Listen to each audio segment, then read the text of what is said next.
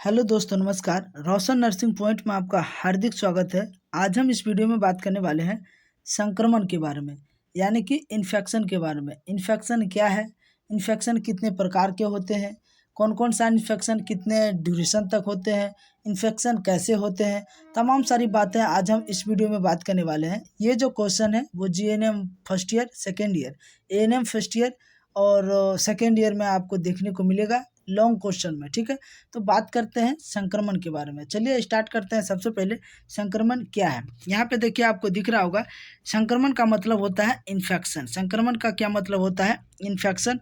और फैलता कैसे है, देखिए यहाँ पे लिखा गया है कि जब रोग फैलाने वाले सूक्ष्म जीव, जब क्या है, रोग फैलाने वाले सूक्ष्म जीव पैथोजेनिक माइक्रो ऑर्गेनिज्म शरीर के ऊतकों के अंदर प्रवेश होकर वृद्धि करता है तो उसे संक्रमण कहते हैं।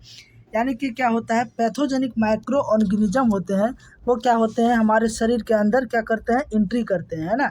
ऊतकों के अंदर क्या करते हैं, प्रवेश करते हैं।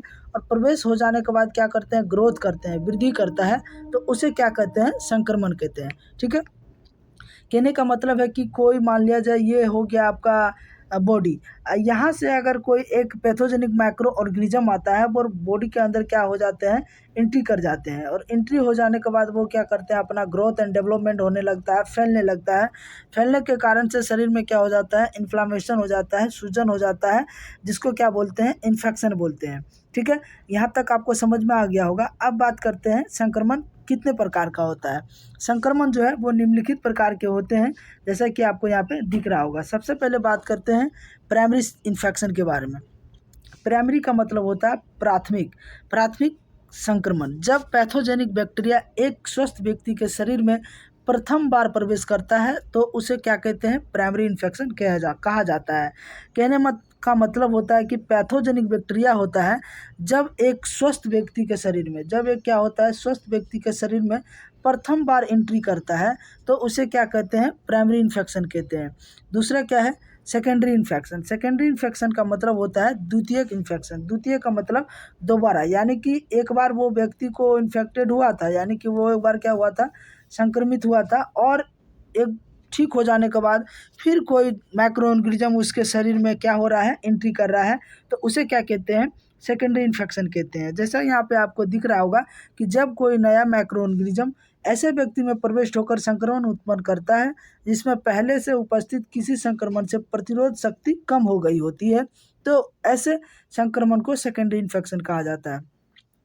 यानी कि पहले तो उनको कोई एक इन्फेक्शन हुआ था, पहले संक्रमण हुआ था, जिसके कारण से उसका इम्यूनिटी पावर क्या हो गया, कमज़ोर हो गया, इम्यून सिस्टम क्या हो गया, कमज़ोर हो गया, जिसके वजह से कोई और दूसरा माइक्रो ऑर्गेनिज्म उसके शरीर में क्या होते हैं, एंट्री कर जाते हैं। एंट्री करने के बाद वो क्या कहलाता है, माइक्रो ऑर्गेनिज्म जब एंट्री कर जाता है तो उसको क्या बोलते हैं, सेकेंडरी इन्फेक्शन कहा जाता है। ठीक है, अब बात करते हैं री इन्फेक्शन। री का मतलब होता है दोबारा। री का मतलब होता है दोबारा, यानी कि एक बार तो इन्फेक्शन हुआ है और एक बार क्या हो रहा है, फिर दोबारा उसको रिटर्न से फिर से हो रहा है, तो उसको क्या कहते हैं, री इन्फेक्शन कहते हैं।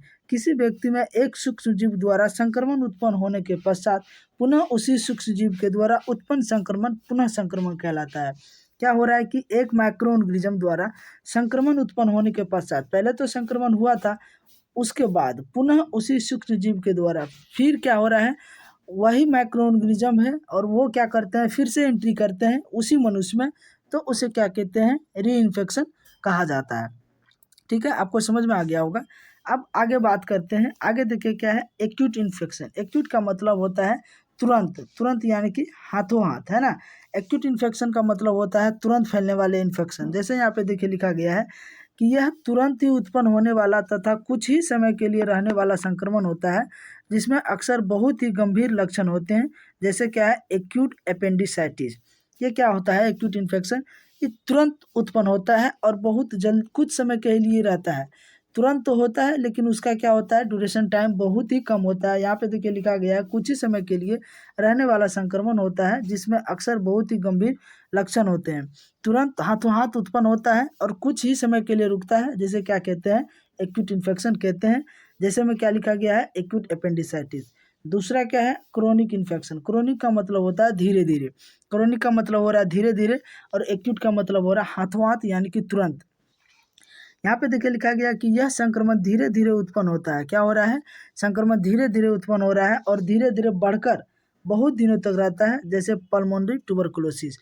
क्रोनिक इन्फेक्शन का मतलब हो रहा है कि धीरे धीरे इन्फेक्शन फैल रहा है और धीरे धीरे बढ़कर धीरे धीरे फैल रहा है, धीरे धीरे क्या हो रहा है? बढ़ गया। अब बढ़ जाने के बाद बहुत दिनों तक रहता है, उसे क्या कहते हैं? क्रोनिक इन्फेक्शन कहते हैं। इसका एग्जाम्पल जैसे है पल्मोनरी ट्यूबरकुलोसिस, यानी कि वो टीबी क्या होता है? एक क्रोनिक इन्फेक्शन है, ठीक है। इस तरह से भी आप याद रख सकते हैं। एग्जाम में आता है कि पल्मोनरी ट्यूबरकुलोसिस कैसा इन्फेक्शन है, तो आप लिखिएगा क्रोनिक इन्फेक्शन। नेक्स्ट अपन बात करते हैं लोकलाइज इन्फेक्शन। लोकलाइज इन्फेक्शन क्या होता है कि कोई लोकल जगह पे, यानी कि कोई एक स्थान पे, मान लिया जाए ये हो गया आपका माउथ हो गया, या तो फिर कहीं हैंड हो गया, या तो कहीं स्टमक पे हो रहा है, कहीं एक जगह पे। यहाँ पे देखिए लिखा गया है कि स्थानीय, लोकल का मतलब होता है स्थानीय संक्रमण। यह शरीर के किसी स्थान विशेष में उत्पन्न होने वाला संक्रमण होता है, जैसे बॉयल या फ्रिंकल आदि। यह क्या हो रहा है कि शरीर के कोई एक जगह पे उत्पन्न होने वाला संक्रमण है, जिसे क्या कहते हैं? लोकलाइज इन्फेक्शन कहते हैं, जैसे में लिखा है बॉयल या फ्रंकल ईटीसी, है ना। अगला बात करते हैं सिस्टेमेटिक इन्फेक्शन। सिस्टेमेटिक इन्फेक्शन का मतलब होता है सार्वदेहिक संक्रमण। सार्वदेहिक संक्रमण का मतलब होता है पूरे बॉडी, होल बॉडी में हो रहा है ना, कि यानी कि यह रक्त धारा द्वारा शरीर के बहुत से क्षेत्रों या संपूर्ण शरीर में फैलने वाला संक्रमण होता है। सार्वदेहिक हो रहा है यानी कि सब जगह हो रहा है। रक्त धारा में हो रहा है यानी कि ब्लड में ही इन्फेक्शन हो गया है, तो ब्लड तो पूरा शरीर में, होल बॉडी में जाता है, जिसके वजह से पूरा शरीर क्या हो जाएगा? इन्फेक्शन हो जाएगा, इन्फेक्टेड हो जाएगा, जिसको क्या बोलते हैं? सिस्टेमेटिक इन्फेक्शन कहते हैं।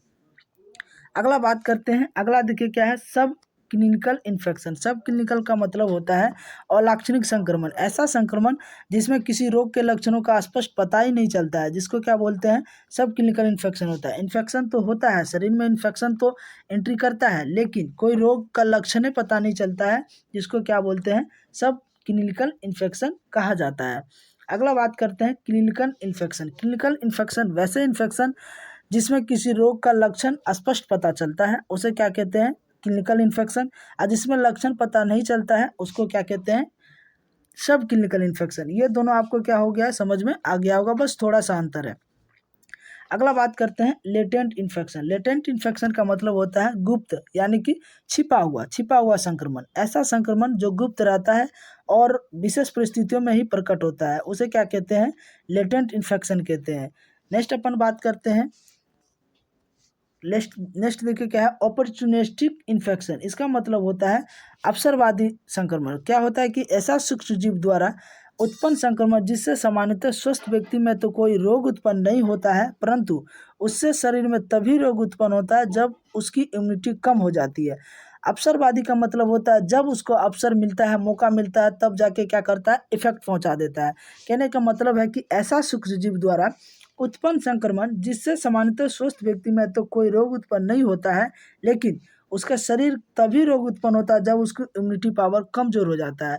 शरीर का क्या होता है? इम्यून सिस्टम कमी हो जाता है, डैमेज हो जाता है, जिसका वजह से कोई माइक्रो ऑर्गेनिज्म क्या होता है? बॉडी के अंदर एंट्री कर जाते हैं, और एंट्री करने के बाद उसमें क्या करते हैं? इन्फेक्शन फैला देते हैं, ग्रोथ करने लगते हैं, जिसको क्या कहते हैं?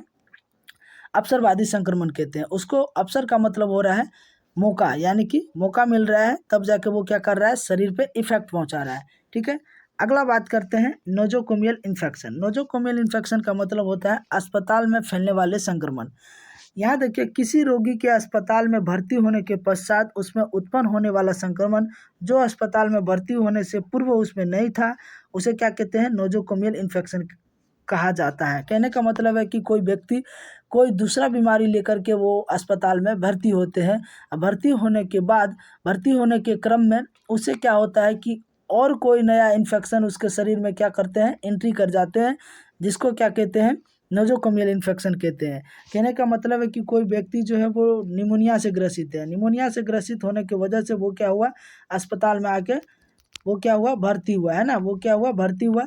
भर्ती होने के क्रम में ही मान लिया जाए वो अस्पताल में 10 दिन तक भर्ती रहते हैं, तो 10 दिन के अंदर उसे और कोई माइक्रो ऑर्गेनिज्म क्या करते हैं? नया कोई और इन्फेक्शन फैल जाता है, जिसको क्या बोलते हैं? नोजोकोमियल इन्फेक्शन कहा जाता है।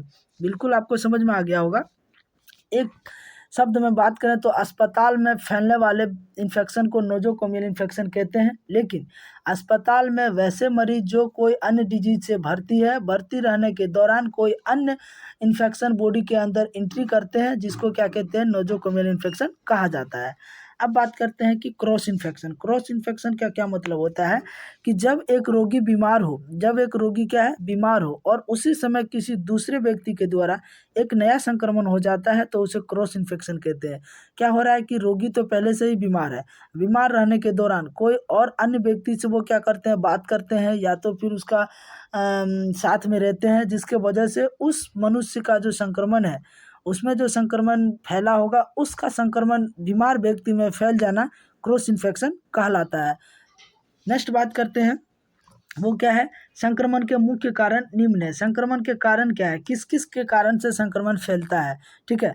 तो ये है अक्षम प्राथमिक रक्षा है, यानी कि इनएडिक्यूट प्राइमरी डिफेंस। इसमें क्या होता है कि कटी फटी खरोंच एवं घाव वाली त्वचा, अगर आपको कहीं पे हल्का फुल्का खरोंच लग गया है, कट गया है, जिसकी वजह से इन्फेक्शन हो सकता है, डैमेज टिश्यू हो सकता है, यानी कि चोटग्रस्त ऊतक, सिलियरी एक्शन में कमी हो जाएगा, शरीर द्रवों का ठहराव हो जाएगा, कर्माकुचन पेरिटेक्टेलिस में क्रिया में क्या हो जाएगा, कमी हो जाएगा। दूसरा होता है अक्षम द्वितीयक रक्षा है। असक्षम का मतलब होता है यानी कि शरीर में कुछ चीज़ का कमी हो रहा है, जैसे कि हीमोग्लोबिन का कमी हो रहा है, ल्यूकोसाइटोसिस की संख्या में कमी हो रहा है, जिसको क्या बोलते हैं, डब्ल्यूबीसी। अगर शरीर में डब्ल्यूबीसी की कमी हो जा रहा है तो वो एंटीजन को नहीं मार पाएगा, जिसके कारण से शरीर में क्या हो जाएगा, इन्फेक्शन फैलने का चांसेस रहते हैं। उपार्जित क्षमता का अपर्याप्त होना, दीर्घकालिक रोग हो सकता है, कोई पहले से बीमारी है या कोई चोट है, ट्रोमा है, या आपका क्या है, माल न्यूट्रिशन है, तो इसके वजह से क्या होता है, इन्फेक्शन फैलने का चांसेस रहता है। तो आज हम इस वीडियो में क्या बात की है कि इन्फेक्शन क्या है, इन्फेक्शन कैसे फैलता है, इन्फेक्शन कितने प्रकार के होते हैं, इन्फेक्शन टाइप ऑफ इन्फेक्शन, तो तमाम सारी बातें आज हम इस वीडियो में बात की है। तो आई होप ये वीडियो आपको पसंद आया होगा, तो हमारे चैनल को सब्सक्राइब करना ना भूलें। तब तक के लिए धन्यवाद।